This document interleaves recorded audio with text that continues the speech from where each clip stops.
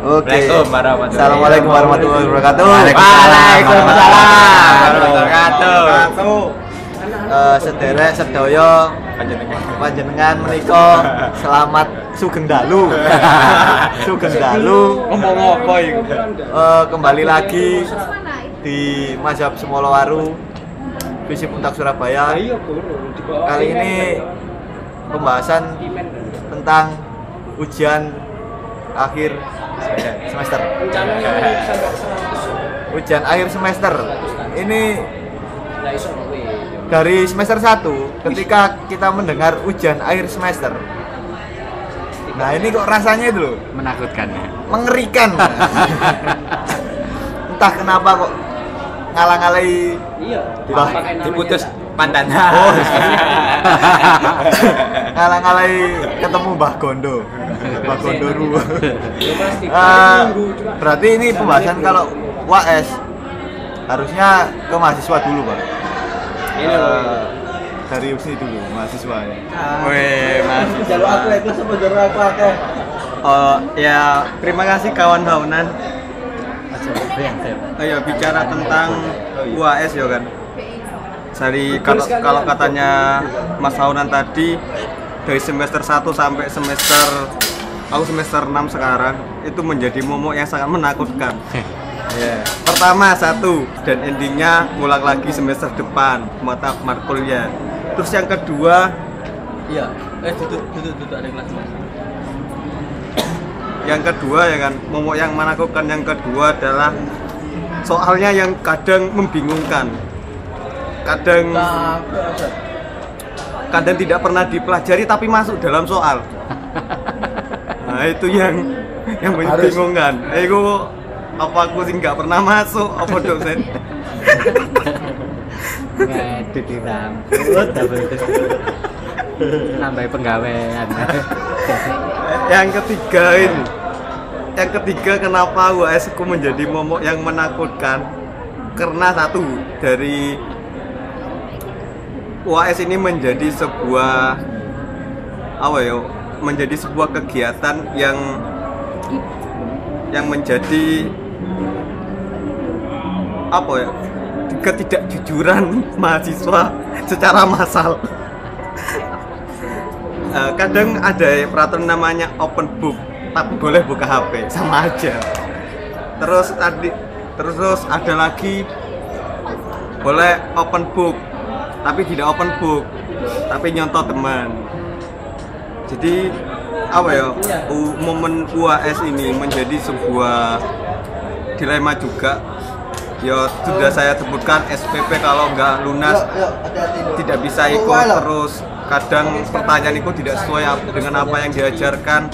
Terus ketiga tadi jadi momen ketidakjujuran mahasiswa. Jadi itu beberapa poin yang saya tangkap ketika menghadapi ujian di tataran kampus saat ini. Beda dengan ketika saya masih SMK kan. Ketika saya SMK, ujian atau kegiatan seperti itu biasanya memang belum sangat dijaga dan sangat disiplin. Kalau di kampus ternyata bayangan saya ketika nonton FTV ku nggak seperti di FTV.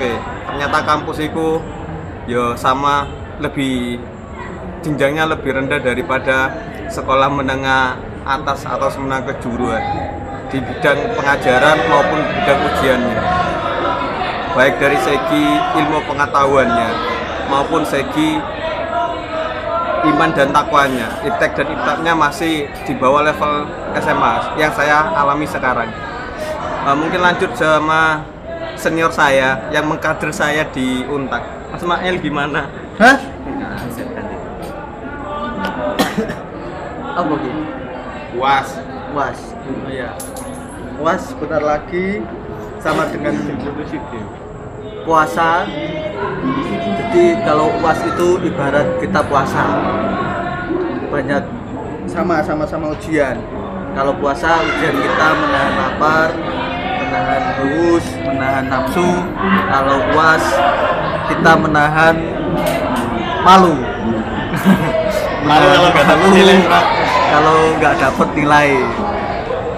Itu sama, ada kesamaan di situ. Tapi juga ada perbedaan. Kalau puasa nilainya belum ditentukan langsung, kalau UAS nilainya bisa ditentukan setelah dikoreksi oleh bapak dosen atau ibu dosen. Jadi cepet nilainya, bisa keluar angka-angkanya. Kalau puasa ya rada suwe. Ngenten ini, nggo kapan garo. Garo. Kayak menurutku. Terus piye meneh? Balik Sep. Jadi UAS ini kan ada mahasiswa. Kalau pandangan dari 3 mahasiswa seperti itu. Saya mau ke Pak Didin selaku dosen.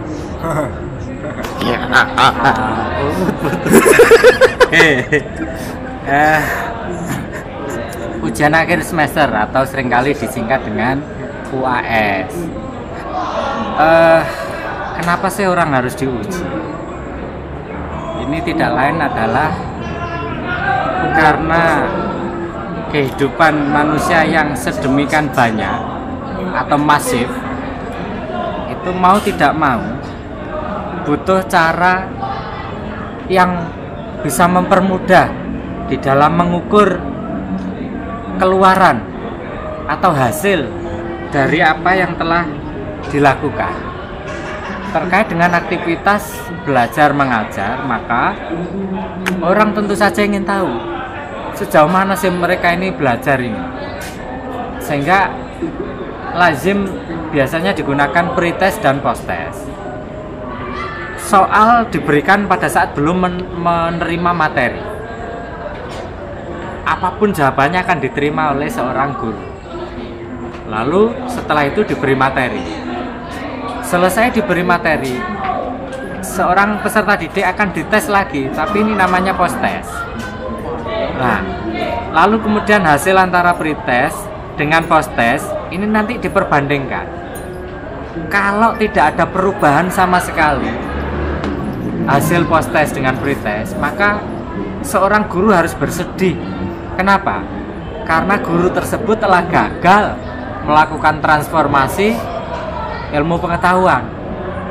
Tetapi kalau hasil posttest lebih baik ketimbang pretest, maka seorang guru bisa memperoleh ukuran seberapa baik seorang anak ketika telah melampaui materi yang telah diberikan tadi.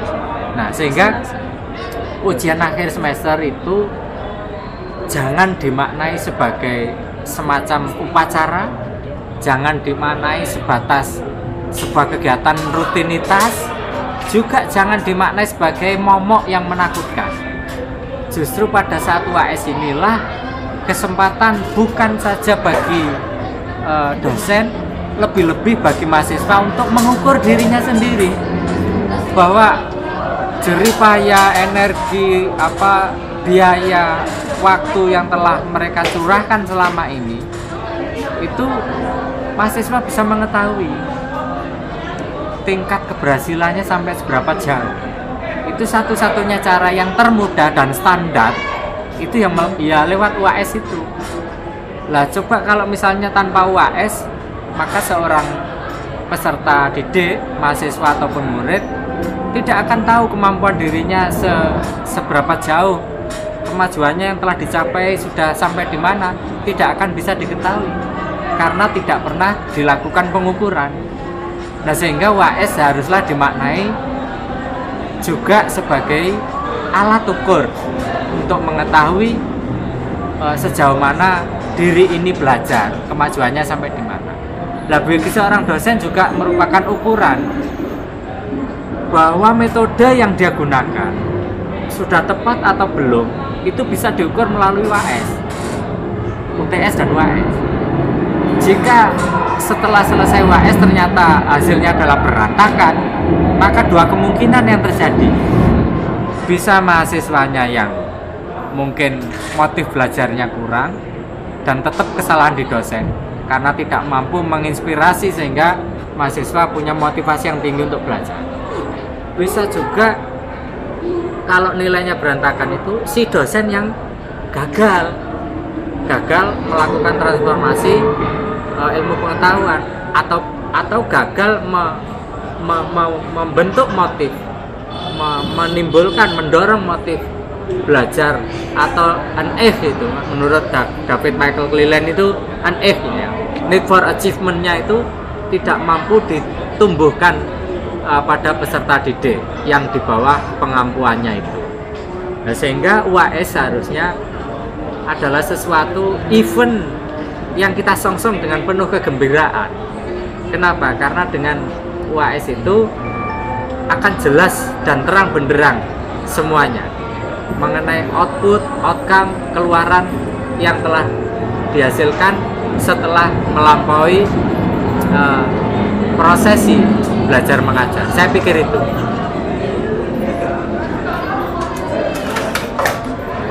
Asep. Apa? UAS. Oh, UAS. Guru bayar SPP rek. Bayar UAS. Bayar sih lagi mel UAS. Jadi, ya Pak sampean Pak sebagai dosen. Udah. Dan aku sebagai mahasiswa ini merasa terzolimi ya Pak. Jadi kayak ini awak dhewe iki diuji karo wong ya, padahal iki karo Gusti Allah wis diuji ya Pak. Kayak wong iki kaya dewa ya Pak nguji wong. Aku ini ki nggarai rada pesimis. Nah gini, jadi untuk bagi kalangan mahasiswa, karena saya mahasiswa ya mendukung mahasiswa lah gitu, bukan mendukung dosen. Meskipun Pak Didin ini ya viral saya ya. Jadi UAS itu biasanya diibaratkan sebagai momok. Itu gambaran konkretnya biasanya kalau didengar oleh mahasiswa yang baru semester 1 maupun sampai semester 3. Tapi yang bagi semester tua, UAS itu sebagai awal kertas baru atau awal dari aktivitas yang baru, dalam artian aktivitas itu yang menyenangkan karena habis UAS adalah liburan panjang.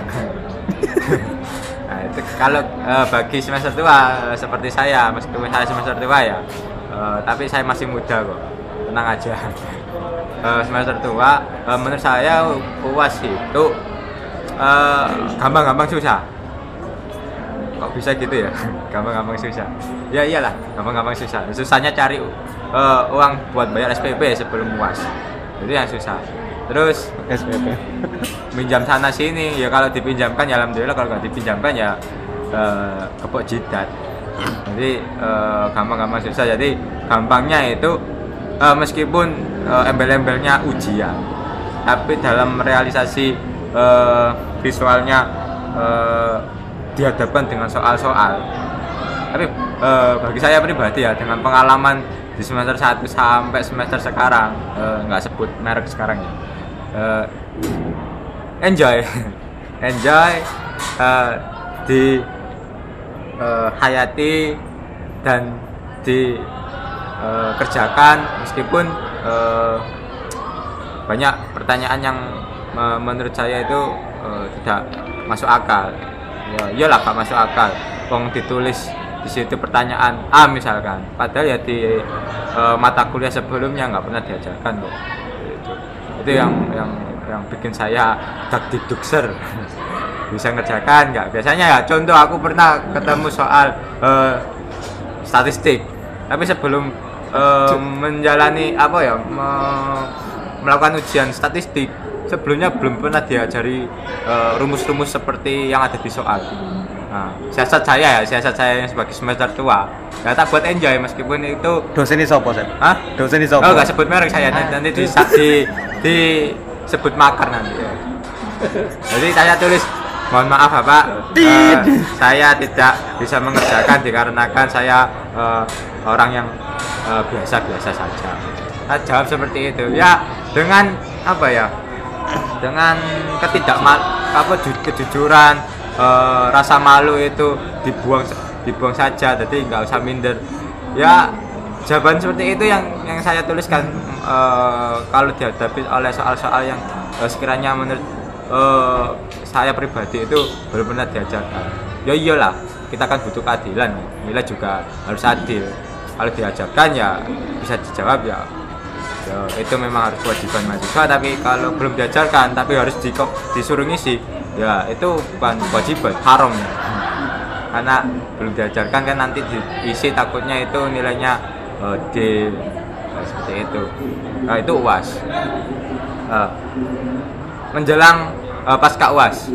Jadi biasanya pengumuman UAS kan biasanya kadang 1 bulan, kadang setengah bulan. Biasanya buka siakat itu ya kembali lagi hati itu dan jantung itu saling beradu tanjo bagi fixer. Iki nilai kole piro rek lah kok. Sampai buka siakat itu sampai ngeringet. Apalagi dosen iki Sam. Nah, ojo disindir rek. Sampai ndredeg. Kok lek tapi ya dengan rasa patriotisme ya. tak buka meskipun nanti nilainya terbakar ya. Ya. Nah, setelah ngisi NBI, password, klik login dengan bacaan Bismillahirrahmanirrahim, Al-Fatihah, klik. Ternyata IPK saya 3, sekian. Alhamdulillah. Sebuah kebanggaan lah dari diri saya pribadi, meskipun sebelumnya saya menjawab pertanyaan yang belum pernah diajarkan, dan itu saya jujur, saya kasih jawaban saya belum bisa Pak, karena belum diajarkan. Jadi UAS meskipun nggak bisa itu harus jujur. Jujur itu bukan berarti kamu tidak boleh mencontek, tidak boleh ngepek, tidak boleh open book. Itu kan mekanisme sebenarnya. Open book, ngerpek, praktek noleh kiri kanan itu kan cuma alat. Jujur pakai alat ya nggak masalah bagi saya, kan terdesak kan ya. Tapi ya itu tadi, sebagai orang jujur semua harus dilakukan, dan intinya tawadhu lah. Ismail aku tak boleh tak dulu kan Pak. Apa? Ya, UAS. UAS terus. Lek Asep ngomong ngono, aku tahu ngalamin ngono. Karena aku ngerasa gak tahu kuliah. Jawab, Pak, aku gak tahu kuliah. Jadi gak ngerti jawabannya. Tahu tak jawab ngono ya. Tapi nilaiku gak seapik Asep. Nasibnya beda. Lah Asep perkara dhek gurung diajar, lah aku paling wis diajar tapi aku gak tahu masuk. Ngomong ae, Pak, aku gak tahu masuk kuliah. Jadi yo lek nilainya abang yo disyukuri ae. Jare yo ya iku nasib e. Nasib Asep apik e. Nasibku elek. Nah, lek UAS dari semester 1 sampai hari ini gak ngerti, karena saya bukan tipe mahasiswa yang rajin, yang kutu buku atau kutu kupret, tapi aku mahasiswa sing gak seneng ngoco, ya gak seneng ngrungokno wong ngomong. Amin. Nah iku akhirnya yo ngerasa UAS ambek gak UAS yo padha wae. Tidak ada perbedaan. Hanya saja kalau di mata kuliah kita diajari gitu, kalau OS kita disuruh mengerjakan gitu.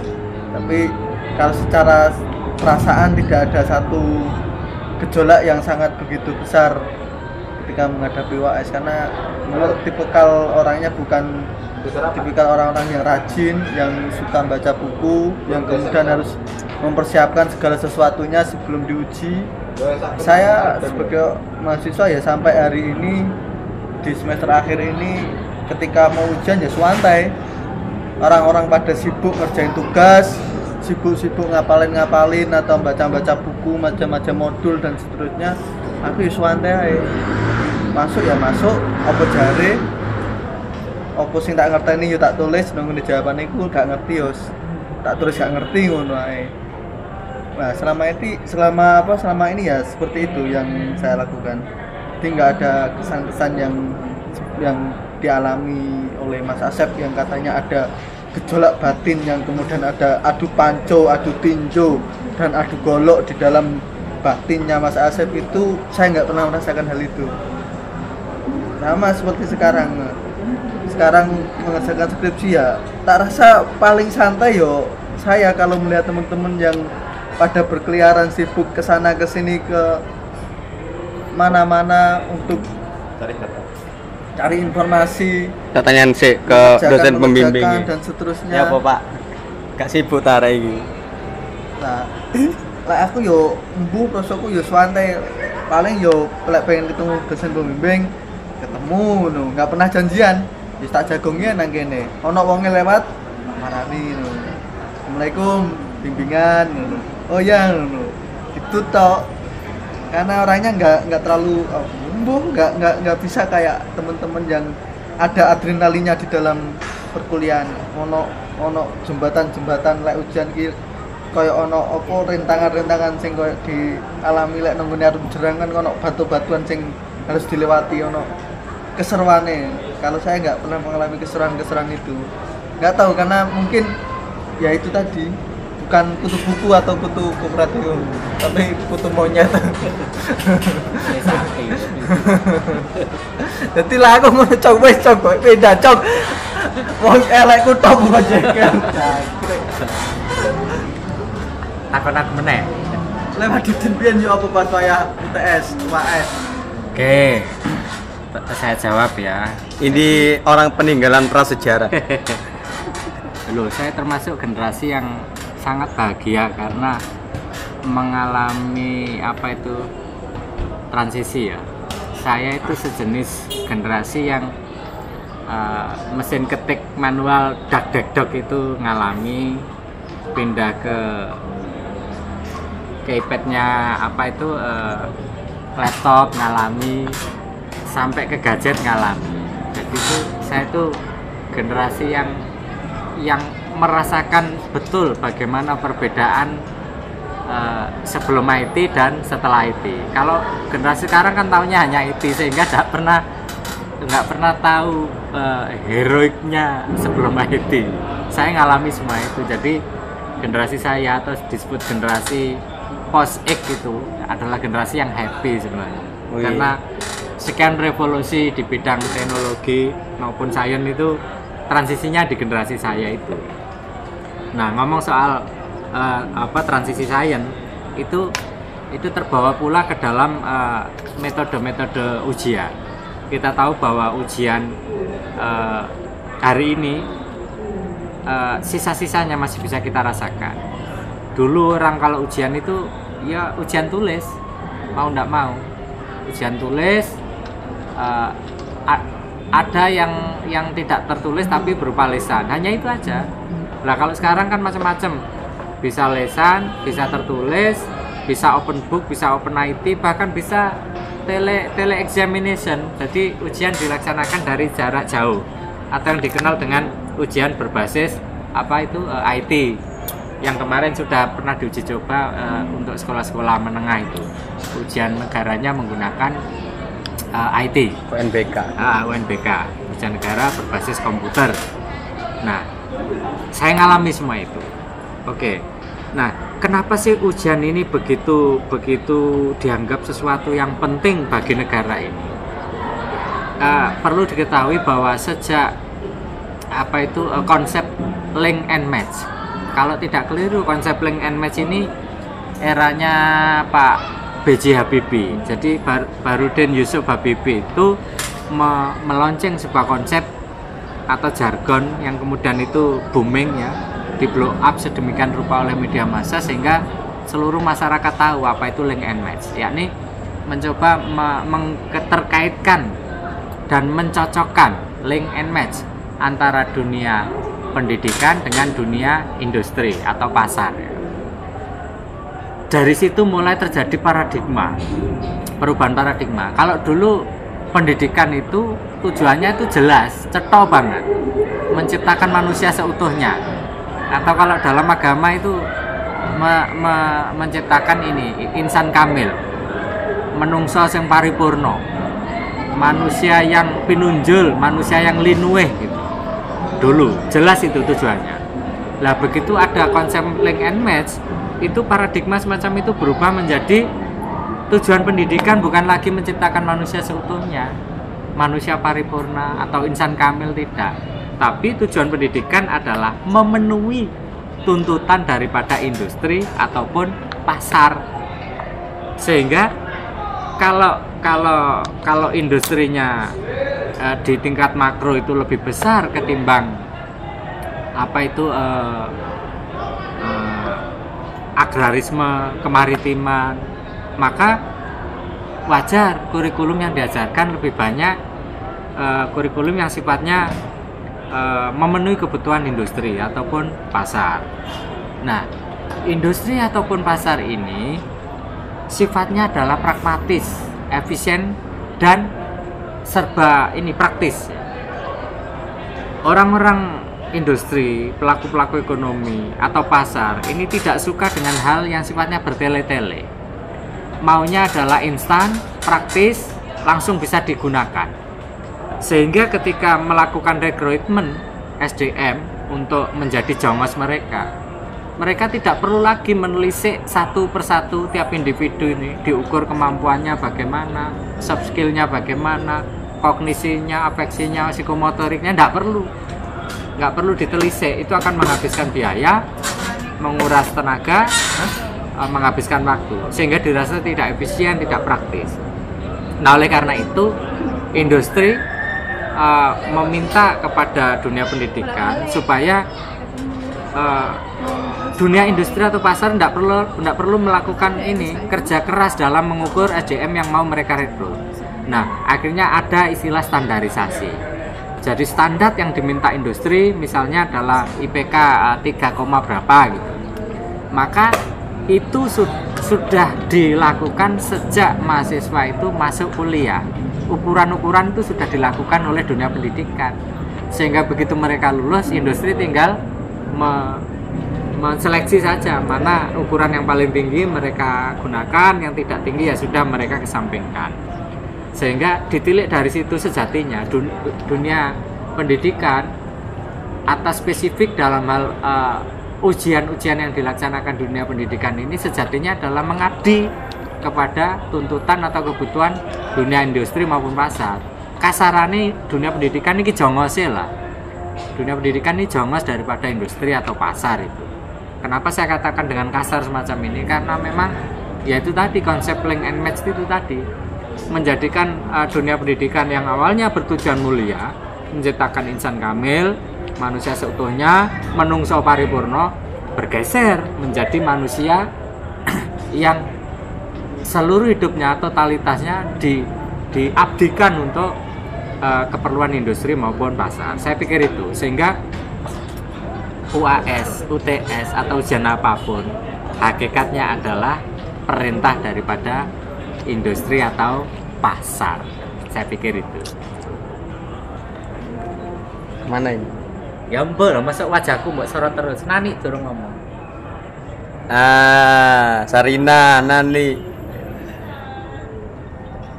Apa? Aja nangis. Jelasin Mas Siti ae. Apa? Persiapan UAS. Bagaimana persiapan UAS, menghadapi UAS? Seperti menghadapi lebaran kah? Atau menghadapi macan? Persiapan UAS. Sep.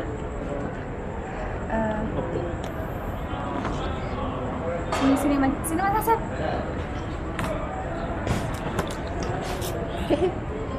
Nggak ada yang perlu dipersiapkan sih dari UAS. Pengalaman persiapan UAS mulai semester 1 sampai semester ke-6 ini.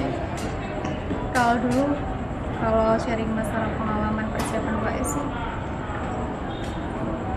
dulu masih suka ribet gitu, masih suka khawatir sama nilai-nilai, nanti takut gak dapet nilai bagus lah, takut itulah. Semakin kesini, semakin semester tua, biasa aja. Dapat nilai bagus syukur, pas-pasan juga syukur, nilai nggak bagus juga nggak masalah. Pangeran besar. Ya. Nggak, pangeran besar ya. Intinya ya, apa ya?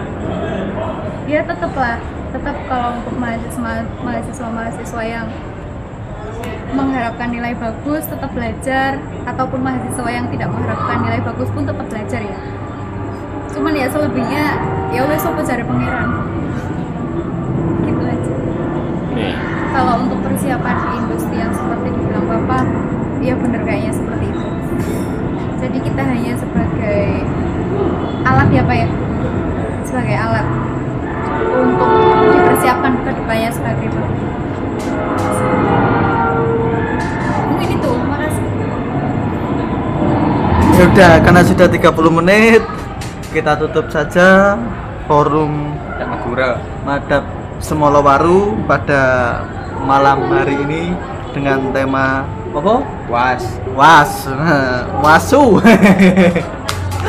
Jadi saya akhiri, wassalamualaikum warahmatullahi wabarakatuh. Waalaikumsalam Mantap sekali, warahmatullahi wabarakatuh.